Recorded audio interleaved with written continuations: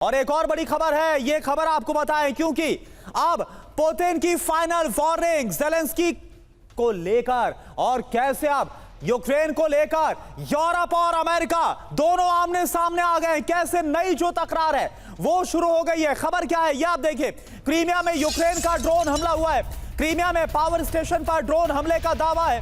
Drone हमले से Crimea में बिजली आपूर्ति प्रभावित हुई है। हमलों के बाद मौके पर भारी सुरक्षा बल को तैनात किया गया है। ये देखिए एक बार फिर से क्रीमिया पर अटैक।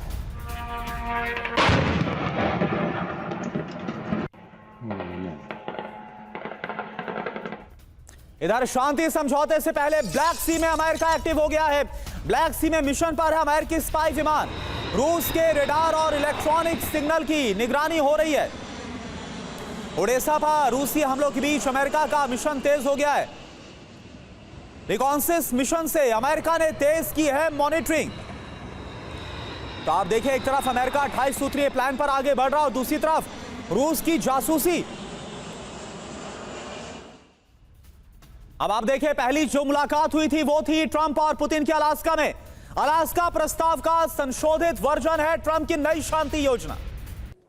यह खबर आ रही है यूक्रेन जंग का समाधान बातचीत से सुलझ सकता है। 28 पॉइंट्स का 28 सूत्रीय शांति योजना पर पुतिन का यह बहुत बड़ा दावा। शांति वार्ता पर रूस बातचीत के लिए तैयार है। पुतिन यह बोल रहे नए प्लान पर अभी तक यूक्रेन की मंजूरी नहीं ले पाया अमेरिका। यह पुतिन की तरफ से कंफर्म किया गया है क्योंकि ज़ेलेंस्की को वो प्लान मंजूर नहीं जो कि अमेरिका और रूस ने मिलकर बनाया और उसमें यूक्रेन का हित नहीं। और एक और बड़ी खबर, रूस के लक्ष्य जमीन पर पहले ही पूरे हो रहे हैं। यूक्रेन में सही दिशा में जा रहा है रूस का स्पेशल ऑपरेशन। रूस यूक्रेन शांति वार्ता से पहले पुतिन का बहुत बड़ा दावा ट्रंप की योजना पर। रूस शांति वार्ता के लिए तैयार है। तो ये देखिए आप शांति वार्ता के लिए पुतिन तैयार हैं। ये 22 नवंबर का यानी जो ताजा बयान है वो आपको दिखा रहे हैं। 28 सूत्रीय प्लान जो तैयार किया गया ट्रंप की तरफ से और ये सब कुछ अलास्का में जो 15 अगस्त की मुलाकात थी पुतिन और ट्रंप की, उसके आधार पर इसको तैयार किया गया है। लेकिन उससे पहले पुतिन ने जाकर कैसे फ्रंटलाइन पर मुलाकात की है कमांडर से, ये तस्वीरें भी आप देख पा रहे हैं। तो क्या वाकई में अमेरिका का जो शांति प्रस्ताव है वो कामयाब हो पाएगा? कई सवाल है, संशय है शांति का यही आखिरी आधार क्यों है। नंबर 1, शांति वार्ता से पहले रूस के लक्ष्य जमीन पर पूरे हो रहे हैं, ये भी आप देखिए अपडेट है। नंबर 2, यूक्रेन और उनके सहयोगी भ्रम में है कि वो रूस को रणनीतिक हार दे सकते हैं। सहयोगी मतलब इस वक्त यूरोपीय यूनियन खड़ा है। नंबर 3, अपडेटेड प्लान यूक्रेन युद्ध को समाप्त करने की आधारशिला बन सकता है, ये ग्राउंड है। नंबर 4, यूक्रेन के साथ हम शांति वार्ता के लिए तैयार हैं, पुतिन तो बोल रहे लेकिन ज़ेलेंस्की का क्या। नंबर 5, संघर्ष का शांतिपूर्ण समाधान विस्तृत और गंभीर बातचीत से ही संभव है। नंबर 6, अलास्का प्रस्ताव का संशोधित वर्जन है ट्रंप की नई शांति योजना। नंबर 7, नए प्लान पर अभी तक यूक्रेन की मंजूरी अमेरिका नहीं ले पाया और यही सबसे बड़ा चैलेंज इस वक्त डोनाल्ड ट्रंप के सामने बना है। अब आपको एक और बड़ी खबर बताएं शांति समझौते को लेकर। शांति समझौते पर यूक्रेन को अमेरिका की बड़ी वार्निंग।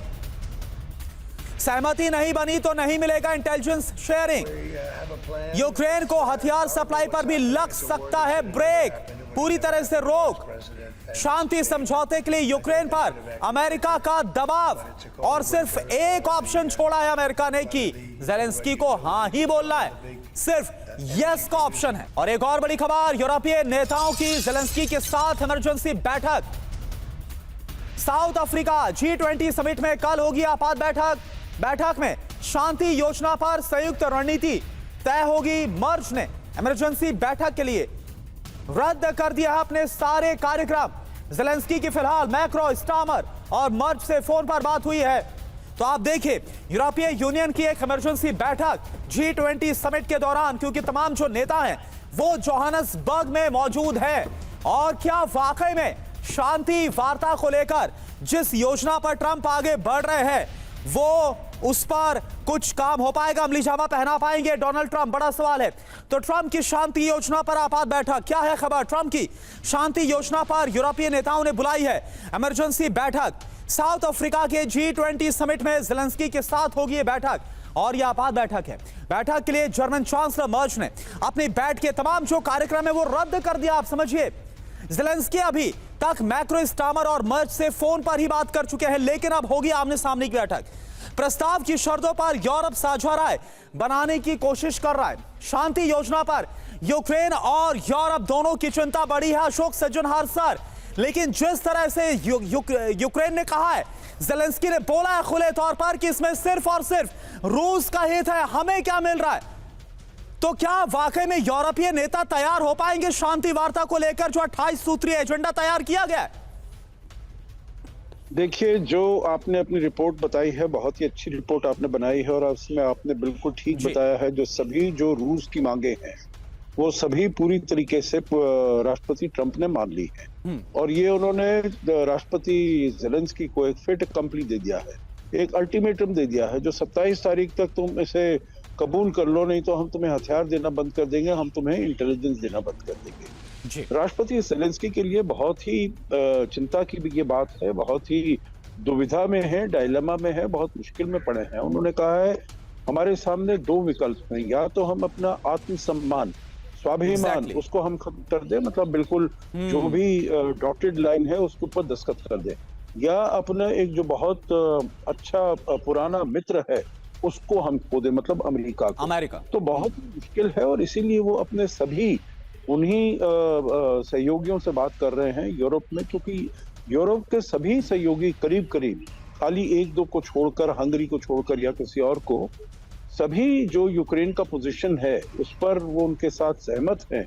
जो इतनी सारी टेरिटरी नहीं दी जा सकती और फिर सारा कुछ जो रूस मांग रहा है, जो वहां पर कोई आर्मी स्थित नहीं होनी चाहिए, कोई उसको सुरक्षा का अपने लिए कोई ऐसा वो नहीं देना चाहिए, गारंटीज नहीं देनी चाहिए। बिल्कुल अशोक सज्जनहार सर, जो खबर यही सामने आ रही है कि ये जो 28 सूत्रीय एजेंडा तैयार किया गया, सिर्फ और सिर्फ इसमें रूस के हित का ख्याल रखा गया है। ज़ेलेंस्की यही बोल रहे हैं और सवाल है कि क्या ज़ेलेंस्की इस पर हां बोलेंगे?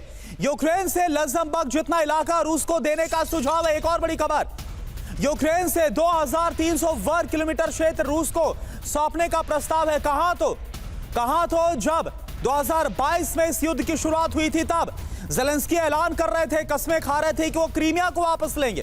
डोनेट्स्क में 5000 और लुहांस्क के 45 वर्ग किलोमीटर बफर जोन का प्रस्ताव है।